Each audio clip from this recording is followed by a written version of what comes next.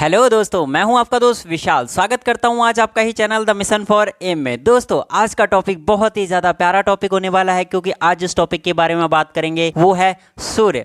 सन क्या है, सन की संरचना कैसे हुई तथा सन को कितने पार्ट्स में विभाजित किया गया है और इसकी टोटल कितनी लेयर हैं, लेयरों का क्या क्या कार्य होता है, आज हम जानेंगे इन्हीं सभी महत्वपूर्ण क्वेश्चनों के बारे में। साथ ही साथ सन से, सूर्य से जितने भी इंपॉर्टेंट क्वेश्चन बनते हैं जो हमारे आए दिन कॉम्पिटिशन एग्जाम में पूछे जाते हैं, सारे क्वेश्चनों को डिस्कस करेंगे। दोस्तों चलिए सेशन को स्टार्ट करते हैं। दोस्तों, सन, जैसा कि आपको पता है, सूर्य एक तारा है। दोस्तों, तारा बनने के लिए क्या क्या क्वालिटी चाहिए? दोस्तों, तारा बनने के लिए उसमें स्वयं की हीट होना जरूरी है एंड स्वयं की लाइट होना जरूरी है। दोस्तों, जिसमें स्वयं की हीट होती है, स्वयं की लाइट होती है, तो हम क्या देते हैं कि वह हमारा तारा है। अर्थात सूर्य में स्वयं की हीट भी है और स्वयं की लाइट भी है, इसीलिए सूर्य क्या है, एक तारा है। दोस्तों, सूर्य जिस आकाश गंगा में रहता है उस आकाश गंगा का नाम मंदाकिनी है। दोस्तों, सूर्य जिस आकाश गंगा में रहता है उस आकाश गंगा का नाम मंदाकिनी है। दोस्तों, आकाश गंगा को इंग्लिश में गैलेक्सी बोलते हैं एंड मंदाकिनी को मिल्की वे बोलते हैं। ठीक है दोस्तों, मिल्की वे बोलते हैं। दोस्तों, आकाश गंगा क्या होती है? दोस्तों, असंख्य तारों के समूह को आकाश गंगा कहते हैं, जिसमें एक से अधिक बहुत सारे तारे हो जिनके काउंटेबल ना हो, दोस्तों उसे क्या बोलते हैं? आकाश गंगा बोलते हैं, अर्थात गैलेक्सी बोलते हैं। दोस्तों, हमारी आकाश गंगा का नाम क्या है? तो आप बोलेंगे हमारी आकाश गंगा का नाम मंदाकिनी है। सूर्य हमारी मंदाकिनी में ही रहता है।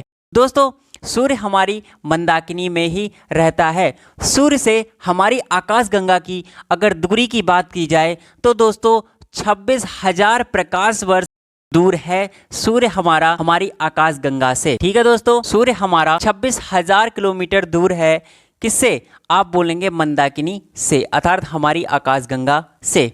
दोस्तों, आगे जानते हैं और थोड़ा सूर्य के बारे में। दोस्तों, सूर्य को हमारी आकाश गंगा के एक चक्कर लगाने में 25 करोड़ वर्ष का समय लगता है। 25 करोड़ वर्ष का समय लगता है दोस्तों, जिसमें इसके चक्कर लगाने की स्पीड की बात करते हैं, परिक्रमण स्पीड की बात करते हैं, तो दोस्तों स्पीड इसकी 250 किलोमीटर सेकंड होती है। ठीक है दोस्तों, ये इसकी स्पीड होती है। दोस्तों, साथ ही साथ सूर्य के बारे में थोड़ा और समझते हैं। सूर्य की बात की जाए तो दोस्तों सूर्य से हमारी पृथ्वी की दूरी, दोस्तों सूर्य से पृथ्वी की दूरी की तो दोस्तों ये दूरी 14.96 करोड़ किलोमीटर है। ठीक है दोस्तों, करोड़ किलोमीटर है। दोस्तों, आगे जानते हैं और थोड़ा सूर्य के बारे में। दोस्तों, अगर सूर्य के व्यास की बात की जाए तो दोस्तों इसका व्यास 13,92,000 किलोमीटर इसका व्यास है। दोस्तों, इसका व्यास की बात की जाए तो सूर्य का व्यास 13,92,000 किलोमीटर इसका व्यास है। साथ ही साथ दोस्तों सूर्य हमारे पृथ्वी से 109 गुना आकार में बड़ा है। दोस्तों, सूर्य हमारी पृथ्वी से 109 गुना आकार में बड़ा है। दोस्तों, ऐसा कहा जाता है कि यदि सूर्य को खाली कर उसमें पृथ्वी को भरा जाए तो दोस्तों उसमें 13 लाख पृथ्वी समाहित हो सकती हैं, इतना बड़ा आकार में है। ठीक है दोस्तों, और थोड़ा समझते हैं और आगे बढ़ते हैं। दोस्तों, बात करते हैं सूर्य की, तो सूर्य किस तरीके से परिक्रमा करता है? तो दोस्त, सूर्य ईस्ट मतलब सूर्य पूरब से पश्चिम की ओर क्या करता है? आप बोलेंगे परिक्रमा करता है, अर्थात चक्कर लगाता है। ईस्ट से वेस्ट साइड में क्या करता है? ये परिक्रमण करता है। ठीक है दोस्तों, आगे जानते हैं थोड़ा सा और कि सूर्य का क्या कार्य है, सूर्य क्या करता है। ठीक है दोस्तों, बात करते हैं। दोस्तों, आपने दो शब्द सुने होंगे, एक आपने सुना होगा परिभ्रमण और दूसरा शब्द आपने सुना होगा परिक्रमण। दोस्तों, परिभ्रमण और परिक्रमण क्या होते हैं, समझते हैं इनके बारे में। दोस्तों, इसको रोटेशन कहा जाता है परिभ्रमण को, एंड दोस्तों इसको रेवोल्यूशन कहा जाता है परिक्रमण को। ठीक है दोस्तों, परिभ्रमण को दोस्तों रोटेशन एंड परिक्रमण को दोस्तों रेवोल्यूशन कहा जाता है। दोस्तों, परिभ्रमण क्या होता है? दोस्तों, परिभ्रमण वह होता है जब कोई भी ग्रह अपने ही अक्ष पर क्या करता है? घूमता है, अर्थात चक्कर लगाता है, तो उसे परिभ्रमण अर्थात रोटेशन कहते हैं। दोस्तों, रोटेशन करने से होता क्या है? आप बोलेंगे दिन और रात का होना किस पर डिपेंड करता है? आप बोलेंगे परिभ्रमण पर डिपेंड करता है। दोस्तों ज्वार भाटा का उठना किस पर निर्भर करता है? आप बोलेंगे दोस्तों रोटेशन पर निर्भर करता है। दोस्तों जान लेते हैं ज्वार भाटा क्या होता है। दोस्तों ज्वार भाटा सूर्य तथा चंद्रमा की आकर्षण शक्तियों के कारण समुद्र का जल जब अपनी सतह से ऊपर उठता है तो उसे ज्वार कहते हैं, तथा पुनः वापस जब नीचे गिर जाता है तो उसे भाटा कहते हैं।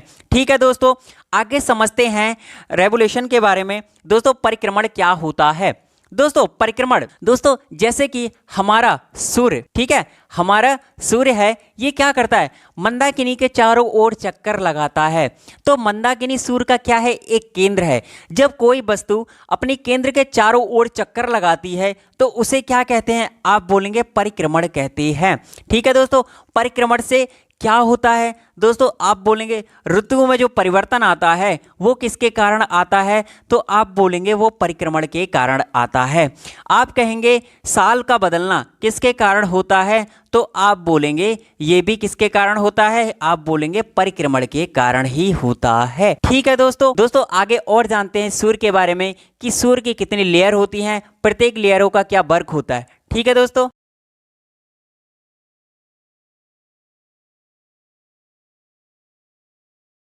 बात कर लेते हैं सूर्य के लेयर के बारे में। दोस्तों सूर्य की मेनली 6 लेयर होती हैं। ठीक है दोस्तों, वन बाय वन कर हम सभी लेयरों के बारे में जान लेते हैं, फिर हम जानते हैं उनके वर्क के बारे में कि उनका वर्क क्या होता है। दोस्तों लेयर इसकी कोर होती है जिसको हिंदी में क्रोड कहा जाता है, एंड सेकेंड लेयर इसकी रेडिएटिव जोन होती है जिसको विकिरण मंडल कहते हैं। दोस्तों थर्ड लेयर इसकी कॉन्वेक्टिव जोन होती है जिसको हिंदी में हम संवहन मंडल कहते हैं। ठीक है दोस्तों, संवहन मंडल कहते हैं। एंड दोस्तों इसकी फोर्थ लेयर क्या होती है? तो आप बोलेंगे इसकी फोर्थ लेयर होती है जिसे आप लोग फोटोस्फीयर के नाम से जानते हैं, मतलब प्रकाश मंडल होती है। दोस्तों फिफ्थ लेयर इसकी कौन सी होती है? क्रोमोस्फीयर होती है जिसे हिंदी में वर्णमंडल के नाम से जानते हैं। एंड लास्ट आपकी जो परत होती है जिसे आप कोरोना बोलते हो और हिंदी में इसे क्रीट या मुकुट के नाम से जानते हैं। ठीक है दोस्तों, क्रीट या मुकुट के नाम से जानते हैं। ठीक है दोस्तों, आगे दोस्तों जानते हैं हम इन सभी के वर्क के बारे में कि दोस्तों प्रत्येक वर्क की प्रत्येक लेयर का यहाँ पर क्या वर्क होता है, ये कैसे कार्य करती है। ठीक है दोस्तों बात करते हैं कोर की। तो दोस्तों जैसा कि आपको पता है कोर सूर्य का सबसे आंतरिक पार्ट होता है। दोस्तों देखिए रफली मैं आपको बता देता हूं। दोस्तों ये वाला पार्ट हमारा प्लाज्मा स्टेज में होता है। कोई भी पदार्थ यहाँ पर किस स्टेज में होता है?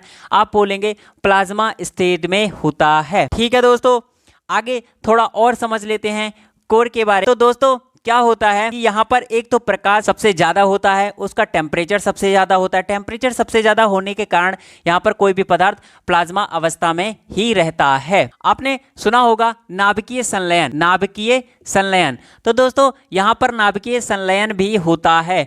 नाभिकीय संलयन आपका यहीं पर होता है। और सर्वाधिक मात्रा में प्रकाश कहाँ उत्पन्न होता है? आप बोलेंगे क्रीड में या कोर में सर्वाधिक मात्रा में क्या होता है? आप बोलेंगे प्रकाश उत्पन्न होता है।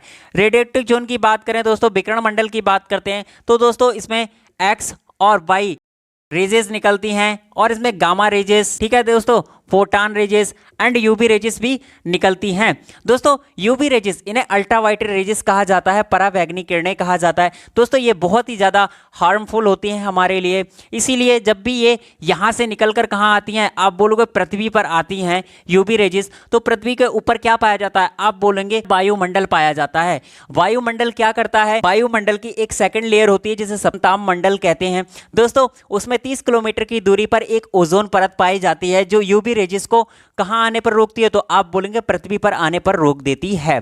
ठीक है दोस्तों, आगे जान लेते हैं संवहन मंडल। संवहन मंडल में इस जोन में हाइड्रोजन के बने हुए सेल पाए जाते हैं जिसमें ऊर्जा सबसे ज्यादा मात्रा में उत्पन्न होती है। दोस्तों आगे जानते हैं प्रकाश मंडल। दोस्तों यहाँ से निकलने वाली किरणें ही हमारी पृथ्वी तक पहुँच पाती हैं, जिन किरणों को हमारी पृथ्वी पर पहुँचने पर समय लगता है दोस्तों ये 8 मिनट 16 सेकंड में हमारी पृथ्वी पर किरणें पहुँच जाती हैं। हमारी पृथ्वी पर आने वाला प्रकाश कहाँ से होकर आता है, कहाँ से निकलता है, तो आप बोलेंगे प्रकाश मंडल से निकलता है।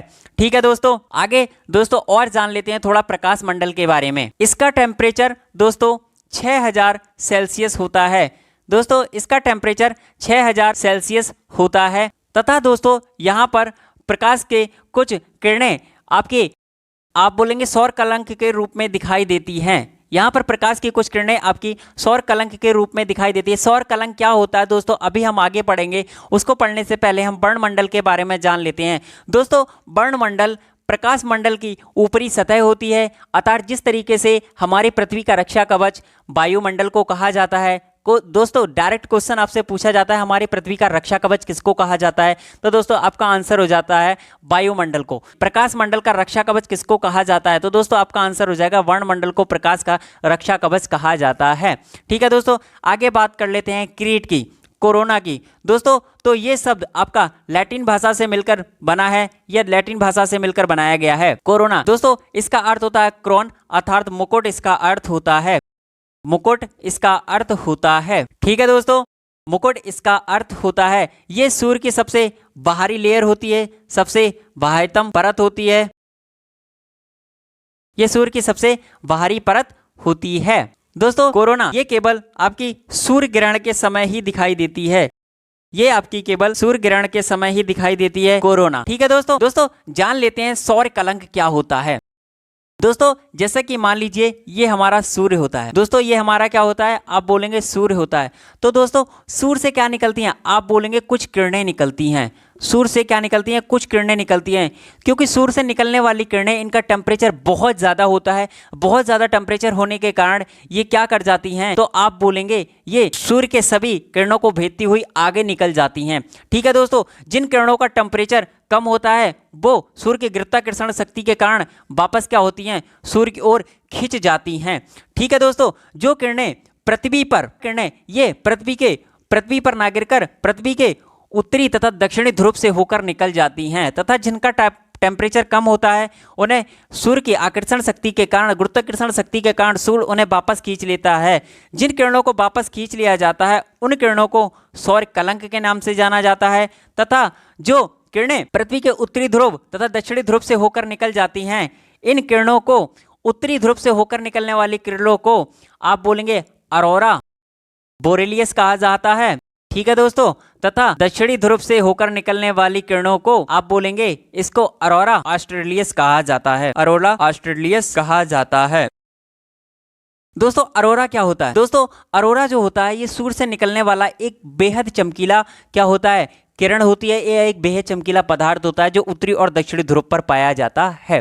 ठीक है दोस्तों सूर्य के बारे में हमने विस्तार से सब कुछ जान लिया। जितने भी इंपॉर्टेंट क्वेश्चन होते हैं सारे हम लोगों ने डिस्कस कर लिए। दोस्तों अगर आपको हमारी वीडियो अच्छी लगी हो तो वीडियो को लाइक करें, शेयर करें एंड सब्सक्राइब करें और कमेंट करना ना भूलें। दोस्तों कमेंट में बताइएगा जरूर कि कौन सा पार्ट आपको सबसे अच्छा लगा। दोस्तों ऐसी ही मज़ेदार वीडियो लेके आएंगे, फिर आएंगे, जरूर आएंगे। नमस्कार।